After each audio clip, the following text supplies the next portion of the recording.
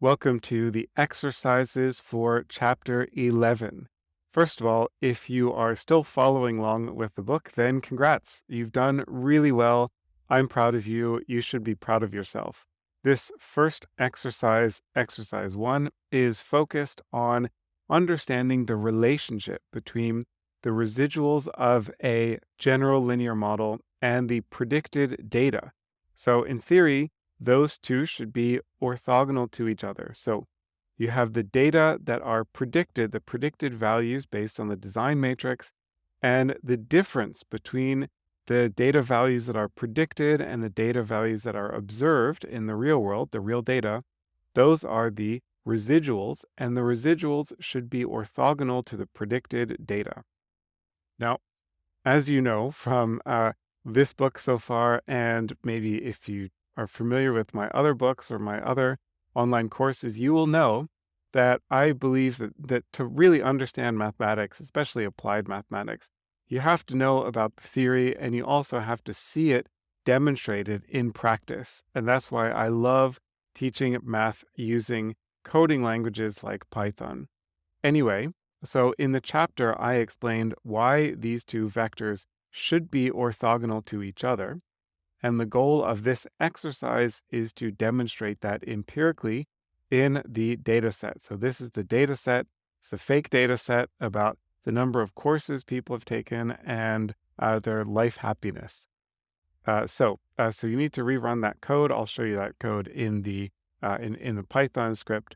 And let's see, then what you want to do is make a scatter plot of the predicted data by the residuals and compute the dot product and also the correlation coefficient between these two. Now, both of those should be 0.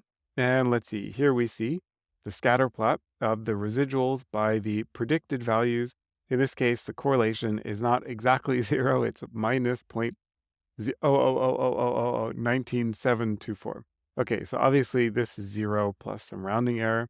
But the question is, of the two, the correlation and the dot product, which of those analyses is going to be smaller? Which of those results will have a smaller numerical value, and why is that? Okay, so now I'm going to switch to Python. I'll show you the code. I'll discuss this in a little bit more detail, and I'm also going to discuss the answer to this question. First, I would like to show you the cell that contains the data that you need for this exercise. It's up here. The title of this is Example in Fake Data. So you have to run this code to basically just to get these two variables. If you like, you can also copy these two variables and paste them down later in the exercise. That's also fine. Let's see. So here we are now with exercise 1. Computationally, it's fairly straightforward. So we compute the residual. That is the predicted happiness, and then the difference between that and the observed happiness. Now, you can also compute this subtraction the other way. You could say the prediction minus the real data or the real data minus the prediction. Obviously, that affects the sign, but it doesn't affect anything else. It doesn't affect the magnitude of this vector. It doesn't affect the solution to the general linear model, the least squares solution. And of course, it doesn't impact the dot product or the correlation coefficient, at least in terms of the magnitude. Okay, so let's see, I'll run this cell, and I get an error because pred happiness is not defined.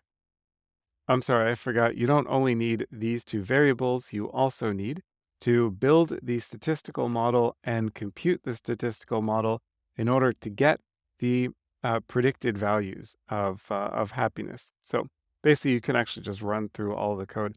If you're doing this exercise after having gone through all the code for the chapter, then you're golden. You're good to go. You don't need to worry about all this stuff. Let's see. I think I'll actually just, because we had multiple models here, so I think I'm just going to run through all of this code anyway. Okay, so there we go. So here we see the scatter plot, and here this reproduces the figure that I showed in the book chapter. And here we see that the dot product and the correlation are both very close to 0, but the correlation is smaller. And the question is, why is that the case? And could we have predicted that? Well, the answer is yes, this is an expected result that the correlation would be smaller then the dot product, given that both of these should be 0, but, we have limited data here. We have sampling variability and errors for digital computations and rounding off errors and so on. But the thing to keep in mind is that the dot product is the numerator of the correlation coefficient.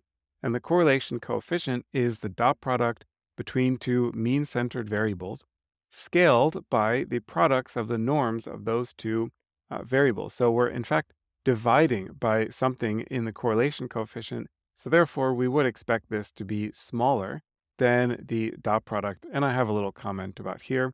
The correlation is smaller because we're dividing by the vector norms. And yeah, this is just to show you when you're dividing by something that's bigger than 1, you're going to get a fraction that's smaller than if you don't divide, of course. So that's it for this exercise. In the next exercise, we will continue exploring the implications of the orthogonality of the residuals to the design matrix and the predicted data.